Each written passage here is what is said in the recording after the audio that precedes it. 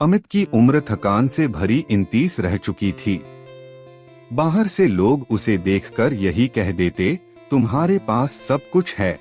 पर अमित के भीतर एक अनजानी सी चिड़चिड़ाहट थी, एक खालीपन जो हर ठीक ठाक सुबह के बाद और गहरा हो जाता।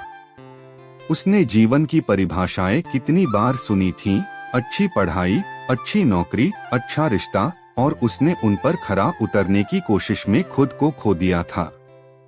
पर एक आवाज, शायद बचपन की, अभी भी कहीं भीतर गूंजती रहती थी, यह सच तुम्हारा है या किसी और का बनाया हुआ। उसका दिन ब दिन वही चलता रहा। सुबह जल्दी उठकर ट्रैफिक में फंसना, कॉरिडोर की रोशनी में कंप्यूटर स्क्रीन के सामने घंटों बैठना, मीटिंग्स, ईमेल्स, वापस घर आकर परिवार के लिए पूछा जाने वाला एक आदर्श उत्तर, दिन अच्छा गया, और स्वयं के लिए चुप्पी। उसे महज 2-3 घंटे की नींद में भी सपनों से कोई सच्चा मिलन नहीं होता था। तो क्या अच्छाई वह है जो केवल सामाजिक रूप से स्वीकृत है? एक सर्दियों की सुबह ऑफिस से लौटते हुए उसने अपने रास्ते में एक छोटा सा पोस्टर देखा। कागज का किनारा पंख के कारण कुछ फटा हुआ था। उस पर मोटे अक्षरों में लिखा था, ओशो, जीवन का सबसे बड़ा झूठ क्या है? संवाद एवं ध्यान शिविर। निम्नलिखित पंक्तियों में समय और स्थान था, एक पुराने पुस्तकालय का साधारण हॉल, एक सप्ताहांत का सत्र। कोई बड़े दावे नहीं, कोई चमक-धमक नहीं, सिर्फ सवाल। अमित के अंदर कुछ हलचल सी हुई। उसने देखा तो ऐसा लगा जैसे वर्षों से दबा हुआ कोई प्रश्न अचानक हवा में आ गया है। उसने बिना भय के उस हॉल का पता नोट किया और अगले रविवार के लिए खुद को रिजर्व कर लिया। रविवार आया। पुस्तकालय का हॉल साधारण था, लकड़ी की सीढ़ियां, बीच में एक बड़ा तालिका और दीवार पर एक साधारण पेंटिंग जिसमें एक खाली रास्ता दिखाई दे रहा था। दर्शक भी साधारण थे, कुछ युवा, कुछ बूढ़े, कुछ गांव के लोग, कुछ शहर के, पर सबके चेहरे पर एक जैसी बेचैनी थी। मंच पर बैठे साधक के चेहरे पर एक तरह की शांति थी, उसकी आंखों में किसी अनुभव की गर्माहट थी और उसकी आवाज में कोई दिखावा नहीं, सिर्फ स्पष्टता थी। साधक ने चुप्पी तोड़ते हुए कहा, लोग जीवन में बहुत कुछ स्वीकार कर लेते हैं, पर सबसे ज्यादा उन्होंने एक झूठ स्वीकार किया है। यह झूठ इतना गहरा है कि उससे न केवल वे खुद को धोखा देते हैं, बल्कि अपने अस्तित्व को ही भूल जाते हैं।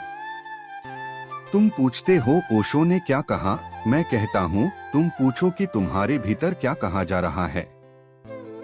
अमित ने सोचा, यह तो वही सवाल था जो उसने पोस्टर पर देखा था। जीवन का सबसे बड़ा झूठ क्या है? सवाल संगीत की तरह उसके भीतर गूंज उठा। उसने मंच के बाद जाकर साधक से मिलने का निर्णय किया। बहसी भीड़ के बीच छोटे से कागज पर लिखा वक्त और स्थान उसकी जेब में था। हॉल से बाहर निकलते हुए उसने महसूस किया कि कोई हल्की सी चुभन उसके सीने पर है, डर की चुभन, पर साथ में एक अजीब उम्मीद भी। साधक का नाम अनुराग था। वह किसी धर्म का प्रचारक नहीं था, उसकी बातों में कोई सिद्धांत धर्म नहीं, बल्कि अनुभव की अनुगुंज थी। वे दोनों एक बेंच पर बैठ गए। अमित ने सीधे सवाल पूछ लिया, मैं जीवन का सबसे बड़ा झूठ जानना चाहता हूँ। क्या आप बताएंगे? अनुराग ने हंसकर कहा, तुमने यह प्रश्न पढ़ा है, पर क्या तुमने उसे अपने भीतर कभी गहरा देखा है?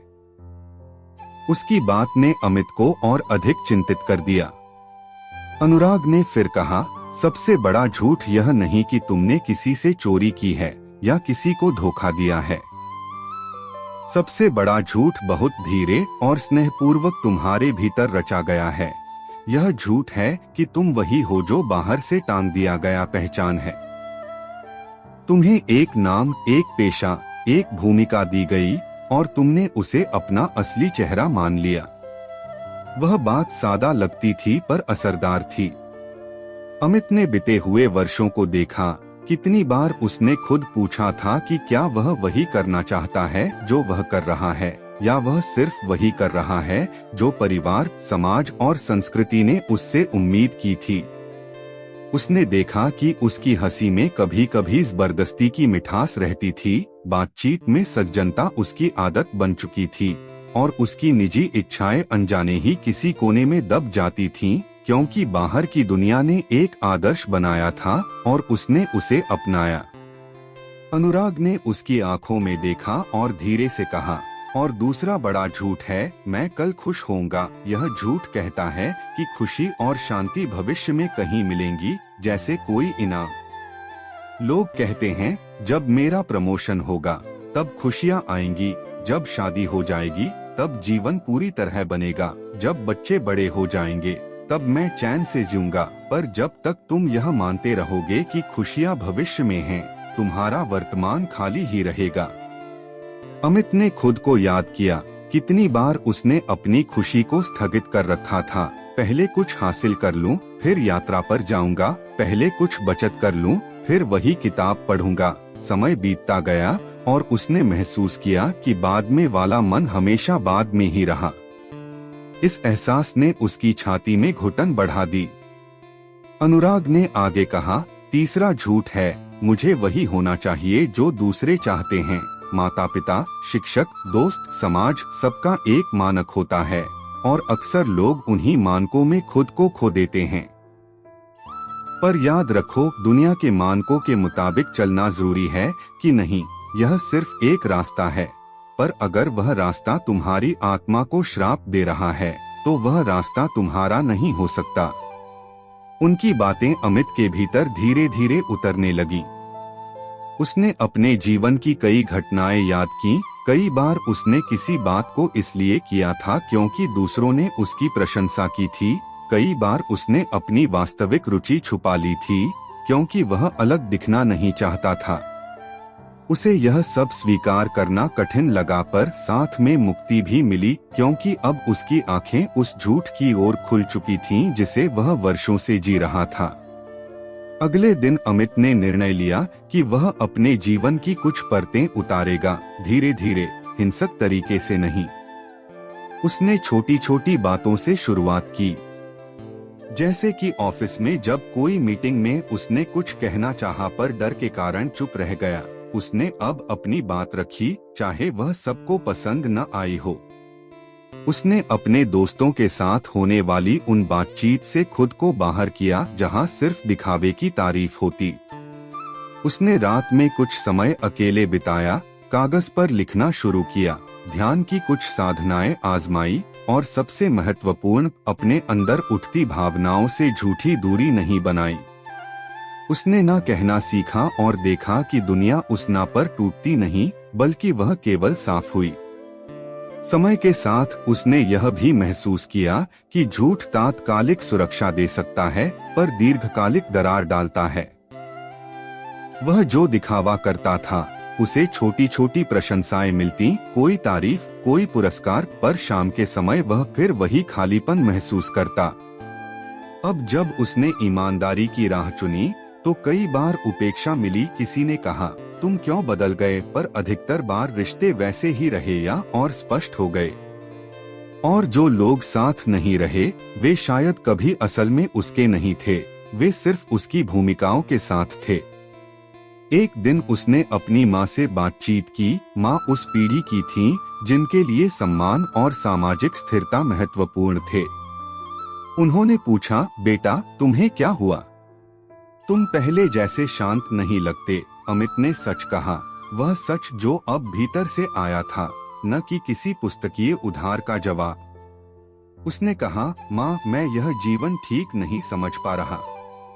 मैं कई बार खुद को वही दिखाता आया हूँ जो आप हम सब चाहते हैं, पर अब मुझे लगता है कि मैं कुछ और भी हो सकता हूँ, या कम से कम वो होना चाहिए जो मैं सच में महसूस करता हूँ। माँ की आंखों में चिंता आई, पर उन्होंने अमित की आंखों में जो सच्चाई देखी, उसे वह ठुकरा नहीं सकी।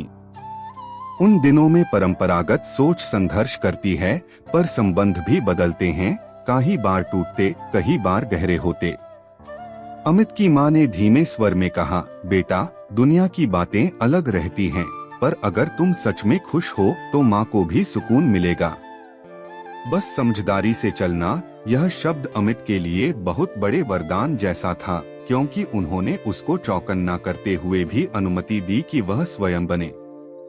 धीरे धीरे अमित ने अपनी दिनचर्या में और बदलाव किए।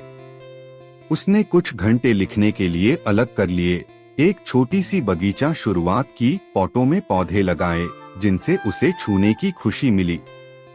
उसने कुछ पुराने मित्रों से दूरी बना ली जो केवल खुशियों की नकल करते थे, और कुछ ऐसे लोगों से मिलना शुरू किया जो सीधे और ईमानदार थे। उसने काल्पनिक अपेक्षाओं को चुनौती देने के लिए छोटी यात्राएं की, ना कि बड़े ब्रांड की यात्रा, पर कहीं शांत जहां वह अपने अस्तित्व पर विचार कर सके। 1 साल बाद जब उसने पीछे मुड़कर देखा तो उसने पाया कि उसके जीवन में कई तरह की बातें बदल चुकी थीं, कभी कभी बड़ी नहीं पर पक्की। वह नौकरी में वही था, पर उसके काम करने का तरीका बदल गया। वह अब ज्यादा सचेत रूप से चुन रहा था कि कौन सा काम उसे अंदर से संतुष्ट करता है और कौन सा केवल दिखावे का हिस्सा है। उसने अपने लिए सीमाएं तय की, काम के बाद परिवार को समय देना और खुद के लिए कुछ घंटों की छुट्टी लेना। एक शाम जब धूप हल्की और हवा सुहानी थी, अनुराग से मिलने गया। अनुराग ने देखा और कहा, तुम्हारे चेहरे पर अब वह हल्की सी रोशनी है जो सच बोलने पर आती है। अमित हंस पड़ा और कहा, है वो, पर रास्ता अभी लंबा है। अनुराग ने कहा, रास्ता लंबा हो या छोटा, पर अब तुम देख रहे हो कि यात्रा किसके लिए है, दूसरों के लिए नहीं, तुम्हारे लिए। और यही मूल बात है। अनुराग ने उसे बताया कि जीवन का सबसे बड़ा झूठ केवल पहचान का नहीं, यह भी है कि हम समझते हैं कि परिवर्तन से सब कुछ बर्बाद हो जाएगा, पर असल में परिवर्तन तुम्हें वापस लाते हैं अपने असली स्व के पास। उसने एक और बात जोड़ी, स्वतंत्रता हमेशा बवाल नहीं बल्कि एक साफपन है। तुम्हारे अंदर जो हलचल है वही तुम्हें सच तक पहुंचाती है। अमित ने महसूस किया कि पहले वह हर हलचल को डर समझता था, पर अब वह इसे संकेत मानता था, एक प्रकार की भीतरी कंपास। जीवन की यह परीक्षा आसान नहीं थी। कई बार अतीत की आदतों ने पुकारा, कई रातें ऐसी आईं जब अकेलेपन का डर उस पर छाया। पर उसने जाना कि डर का अर्थ है कि कुछ बदलने वाला है और परिवर्तन का भय स्वाभाविक है। उसने सीखा कि सच बोलना, अपनी सीमाएं रखना, मौन में बैठकर सुनना, ये सब अभ्यास हैं। और अभ्यास से मन की मांसपेशियां मजबूत होती हैं, ताकि वह झूठ के बोझ को उठाने के बजाय उसे पहचान कर उतार सके। समय ने कुछ निहित संदेश दिए कि जीवन का सबसे बड़ा झूठ न केवल वही है जो दूसरों ने तुम्हें बताया, बल्कि वह भी है जो तुमने अपने आप से कह रखा है, मैं अपर्याप्त हूँ, मुझे पूरा होना है। यह आंतरिक कमी की भावना कई बार ऐसी चाल है जिसे समाज ने पोषित किया, खुद को पूरा मानने की जगह असंख्य अपेक्षाओं की दौड़ शुरू कर दी। अमित ने पाया कि जब उसने अपनी कमी को स्वीकार कर लिया और साथ में यह भी समझा कि उसे पूरा होना है या नहीं, यह चुनाव उसका ही था, तब एक अलग तरह की शांति आई। समापन के दिन अमित ने एक छोटी सी किताब लिखने का फैसला किया, कागज के पन्नों पर अपनी रोजमर्रा की खोजों और अनुभवों को रखकर। किताब का शीर्षक उसने रखा, वापसी स्वयं की ओर। वह जानता था कि यह यात्रा खत्म नहीं हुई, पर अब वह जानता था कि झूठ की पहचान करने से ही वह कमजोर नहीं होता, बल्कि अधिक सशक्त बनता है।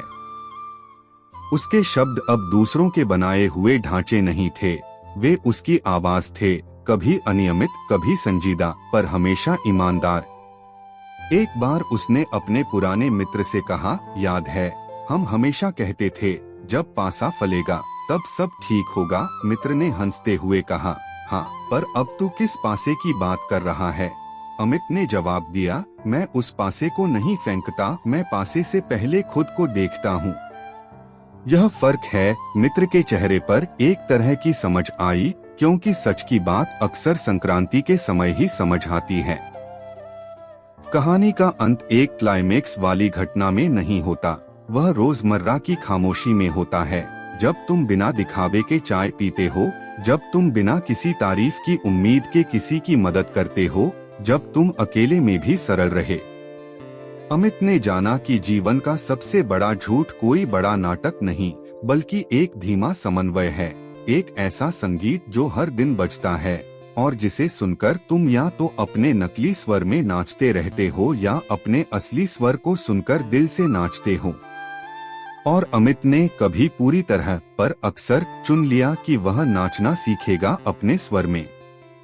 वह जानता था कि यह आसान नहीं होगा, पर अब वह तैयार था, क्योंकि उसको समझ आ गया था कि झूठ जितनी देर तक छुपा रहेगा, उतनी देर तक इंसान सूना रहेगा। जीवन की सच्चाई कोई बाहरी पुरस्कार नहीं, बल्कि भीतर की वह शुद्धता है जो जब जगती है तो हर दिन एक त्योहार बन जाता है, खामोश, सादा और